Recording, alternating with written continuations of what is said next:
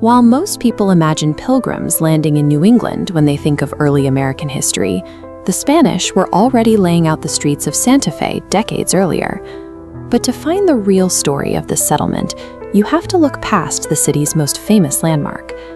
The historic Santa Fe Plaza was built as the idealized center of Spanish power.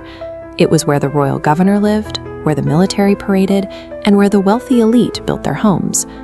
But the actual engine that kept this colonial outpost running was located entirely separate from the plaza, across the Santa Fe River in a neighborhood called the Barrio de Analco. The name itself is a Nahuatl word, spoken by the indigenous people of central Mexico. It translates simply to "on the other side of the water." Looking at this 1766 map of the city, the literal segregation of early Santa Fe is obvious. Spanish officials and colonists enjoyed the safety and comfort of the north side of the river. The south side was strictly reserved to the laborers, servants, and soldiers who served them. These southern residents weren't local to New Mexico. They were indigenous people, largely Tlaxcalans, whom the Spanish had brought up from central Mexico. And the Spanish planners put them on the south side of the river for a highly specific reason. They needed a physical buffer zone to absorb attacks from local hostile tribes before those raiding parties could reach the plaza. The entire survival of this famous European colony relied on creating a segregated, imported underclass, positioning them directly in the line of fire. Living in the crosshairs, the indigenous people of Analco also did the actual heavy lifting required to build the colony. They were the ones mixing mud, cutting the timber, and stacking the adobe. Before the Spanish even built a church for themselves across the river, the residents of Analco constructed the San Miguel Chapel. Built around 1620, it served as the designated mission church for the native laborers. They also engineered the environment. The residents of Analco constructed an advanced Arabic-derived network of irrigation ditches, called acequias, that pulled water from the river. This hydraulic technology turned the arid high desert into a landscape capable of supporting large-scale agriculture. Then, in 1680, the breaking point arrived. The local Pueblo tribes rose up in a highly coordinated, violent rebellion to overthrow decades of Spanish oppression. The Pueblos unleashed their initial fury directly onto the Barrio de Analco. They burned the San Miguel Chapel to the ground and decimated the neighborhood. To the local Pueblos, the Mexican Indians living in Analco were complicit collaborators who received special privileges from the Spanish.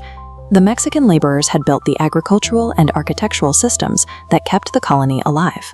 Because of that, they were the first ones sacrificed when the local tribes retaliated against their mutual colonizers. When the Spanish finally marched back into New Mexico 12 years later to reclaim their territory, the original Mexican Indian residents of Analco did not return with them. The empty, burned-out plots on the south side of the river were eventually repopulated by a new marginalized group, the Genízaros. These were detribalized Native Americans, often former captives or enslaved people, who adopted the Spanish language and religion. They physically rebuilt the barrio. Fast forward to the late 1800s, the railroad connects New Mexico to the rest of the country, and a wave of Anglo promoters arrives. They quickly realize they can make a fortune by commodifying the neighborhood's history for tourists. As part of an event called the Tertio Millennial Exposition, these promoters picked out an adobe building in the barrio, now known as the De Vargas Street House, and began heavily advertising it as the oldest house in the USA.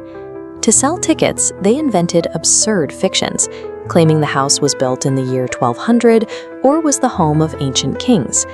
Modern archaeology paints a different picture. Tree ring dating shows the wooden ceiling beams were cut in the 1700s, making it a Spanish colonial structure. Interestingly, though, it does sit directly on top of pre-colonial puddled mud foundations. Because of its dense, chaotic history, archaeologists refer to the physical soil of the Barrio de Analco as a layer cake in a blender. This diagram shows the true 900-year stratigraphy buried in the dirt. At the bottom, you have the remnants of the ancestral Pueblonans. Above that, the 1600s Mexican Indian arrivals. Then, a distinct layer of ash from the 1680 revolt. And finally, the layers of the Genízaro and Hispano eras, sitting just below modern pavement. Digging into this specific neighborhood forces a complete reevaluation of standard American colonial history.